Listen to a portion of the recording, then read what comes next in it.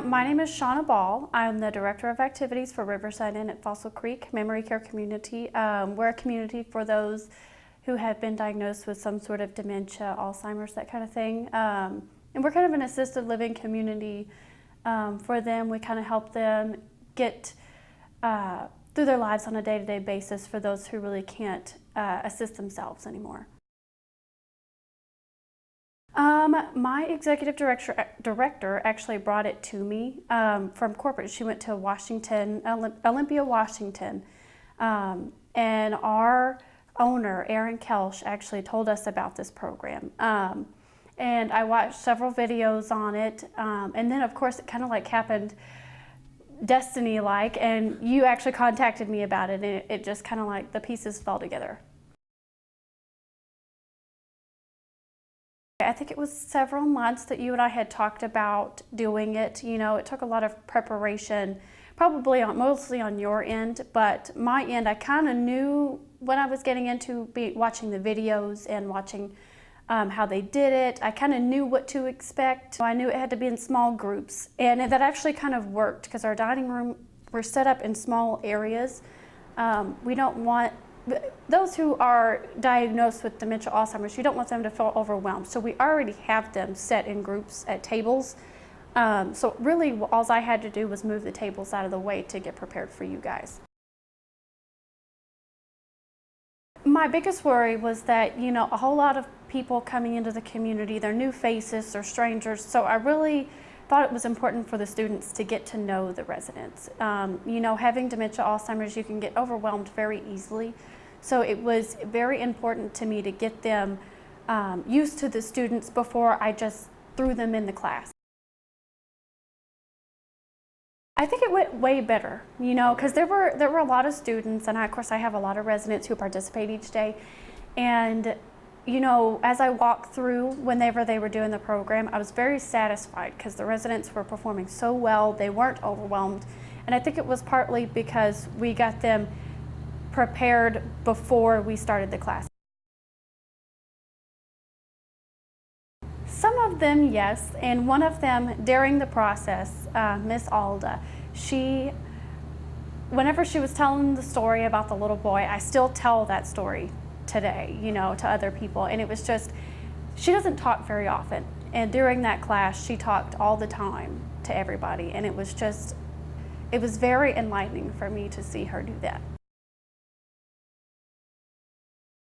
It was interesting actually, because I didn't expect some of them to come up with those stories. You know, I heard some stories like the story about the boy and about the girl in the rain, but I didn't hear like the story with the dog. That kind of like caught me off guard, and it was funny. You know, I liked it. Everybody loved it, of course.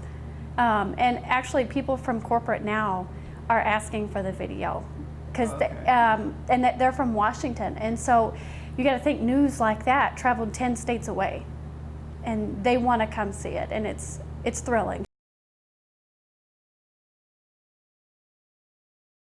I think it's very important to prep the residents first, you know, because they are the storytellers. They're the #1 people that you got to think about.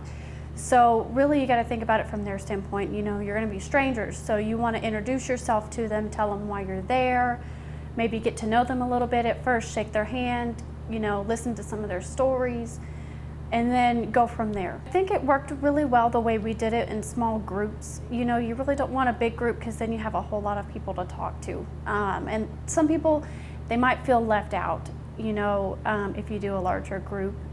So I think it worked really well. And, you know, I would give advice to maybe do it, I would say like 4 residents on average per group. You know, that seemed to be the way it worked the best.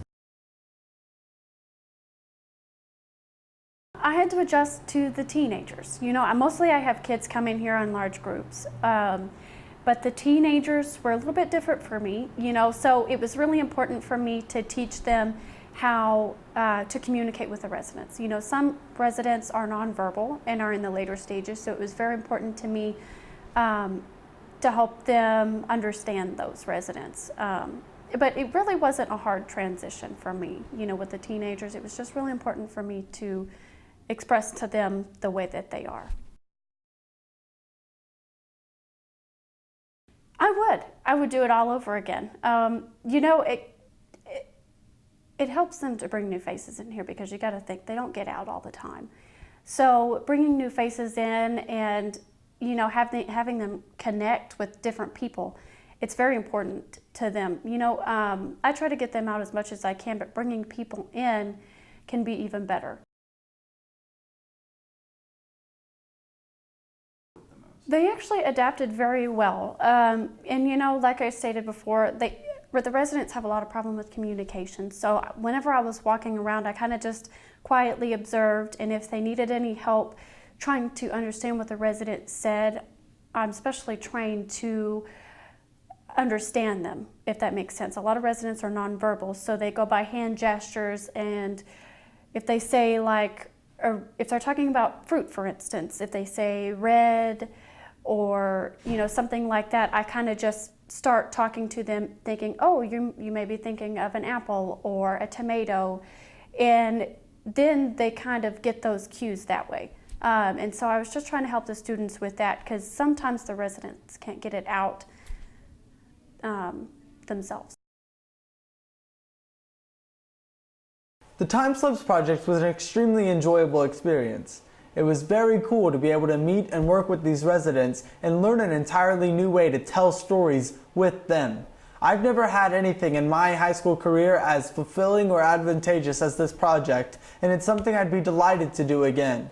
I would like to thank Shauna at Riverside for facilitating this project, and I would also like to thank Mr. Wilson for allowing us to do this and also motivating us to really put time and effort into it and make it as great as we could.